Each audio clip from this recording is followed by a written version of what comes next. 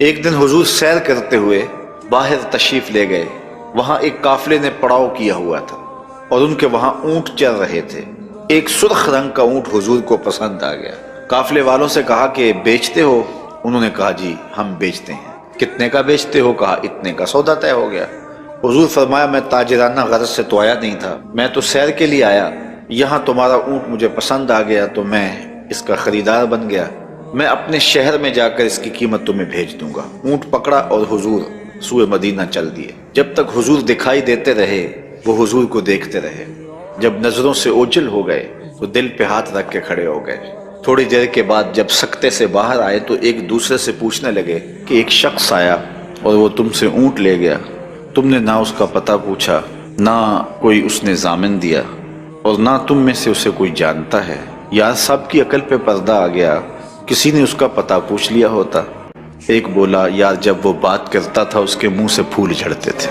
دوسرا کہنے لگا جب وہ مسکراتا تھا تو سامنے والے پہاڑوں پہ عکس پڑتا تھا۔ ایک کہنے لگا میں تو اس کی آنکھیں ہی دیکھتا رہ گیا۔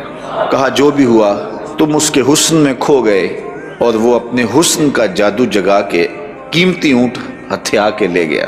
تو جب انہوں نے یہ بات کہی تو امام زرقانی لکھتے ہیں کہ اب تک خاموش بیٹھی قافلے کے سردار کی بیوی نے خیمے کا پردہ سرکایا اور ان سے مخاطب ہو کے کہا خبردار اس کے خلاف کوئی بات کی، اللہ کی قسم میں نے ایسا شخص دیکھا ہے کہ جس کا چہرہ چاند کا ٹکڑا ہے، خبردار اس کے خلاف کوئی بات کی، اس کی ضمانت میں دیتی ہوں، اگر وہ قیمت نہ دینے آیا تو قیمت مجھ سے وصول کر لینا۔